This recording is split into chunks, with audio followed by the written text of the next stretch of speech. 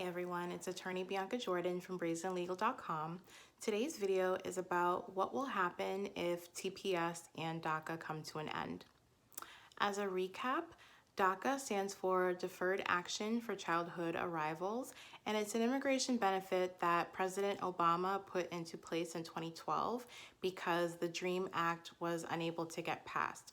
And the DREAM Act is something that, if it did pass, it would have provided a pathway to U.S. citizenship for a lot of children that have been in the United States, whether they came legally with a visa that they then overstayed, or they came undocumented with a parent or another family member. So through DACA, DACA enabled people to get a certain status that for periods of 2 years enabled you to get a work card, it enabled you to go to school, and it protected you from deportation. Similarly, TPS is an immigration status that is given to people who temporarily cannot return to their home countries on account of a natural disaster, such as, an earthquake or a hurricane, civil war, other civil unrest, epidemics such as Ebola, things like that. So back in 2017, this administration, September 5th, 2017, I believe, intended to end DACA, and it wanted to basically terminate DACA for all of these people, which I believe are about 700,000 people at least that are living in the United States with DACA. This administration wanted to end DACA, but it did not give these people enough notice as required by the Administrative Procedures Act to really give these people enough time to, wind up their status. A lot of these people have been here since they were children. They maybe don't speak another language. They have no recollection of living in these other countries, and this administration just abruptly wanted to end DACA. Similarly, this administration has made the decision to terminate TPS for a lot of countries, such as Haiti, Nicaragua, Sudan. A lot of these countries, I think currently there are 10 countries that currently have TPS status in the United States, and over 300,000 immigrants who are living in the United States with TPS.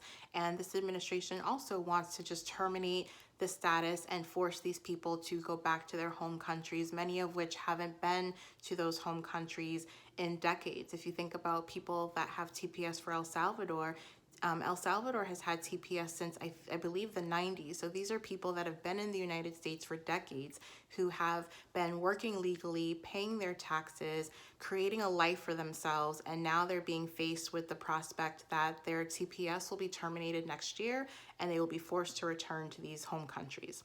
So first I'll start with DACA. What can happen with DACA?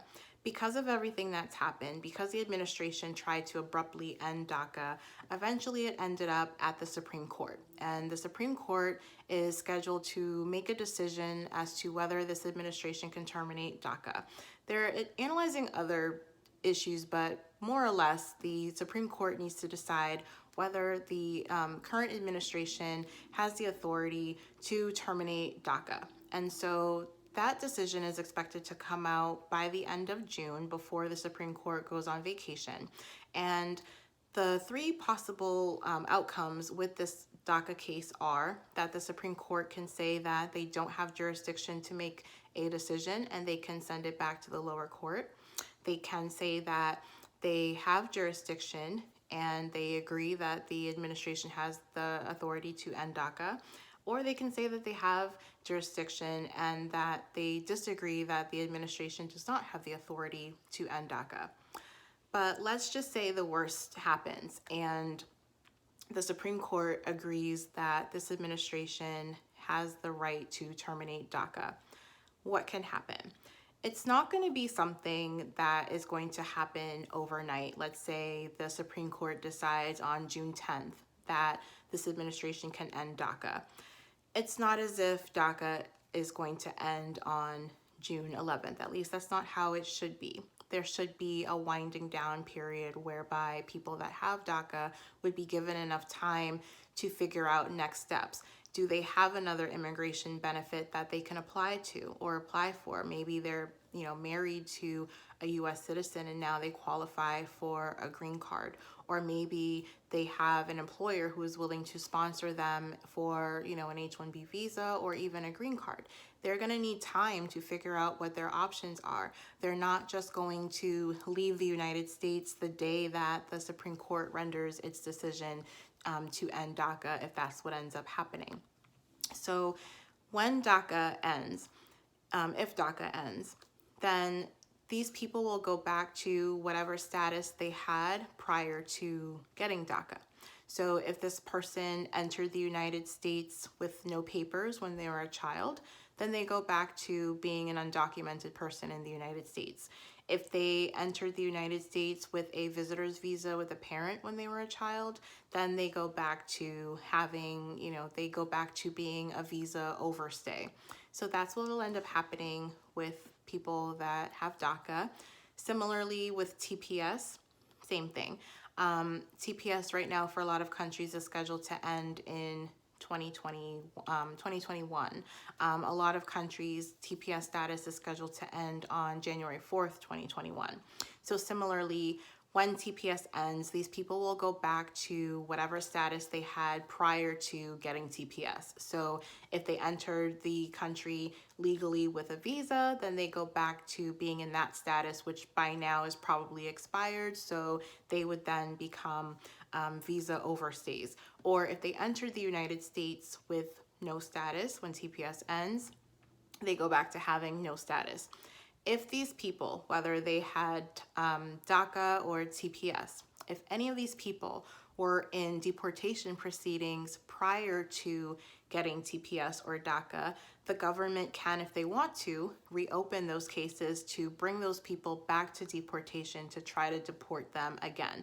A lot of people think that the people that were already in deportation proceedings will have those cases reopened first. Some people believe that the government will try to target those people first since they already have a case that was administratively closed in immigration court to allow them to get either DACA or TPS. We don't really know, but if that were to happen, if you have TPS or DACA and you find that, let's say DACA or TPS ends and now you're back in deportation proceedings, it's very important that you hire an immigration attorney to work with you on your case to see what defenses, if any, you have for your case. And you might have some, especially if you have been in this country for decades.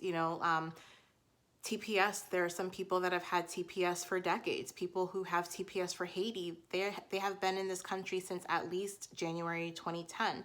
People that have TPS for other countries have been in the United States longer. They might qualify for something called cancellation of removal. I won't discuss a lot of immigration defenses, like defenses to deportation in this video. I'll cover it in a different video. But my point is, people that have DACA and TPS, if the worst happens and TPS or DACA come to an end, a lot of these people still have options. They might, even if they end up in deportation proceedings, they might still have options. They might still have defenses to deportation that they can and should explore with an immigration attorney. I hope you found this video helpful. If you have any questions about DACA or TPS, I've done a lot of videos on TPS, not many on DACA, but if you have any questions about DACA or TPS, or if you'd even want to speak to me about your own individual immigration case, you can reach out to my office for a consultation. My phone number is 508-942-7497. You can also visit brazenlegal.com/immigration to learn more about me, my law firm, and the other types of cases that I handle. Thanks for watching.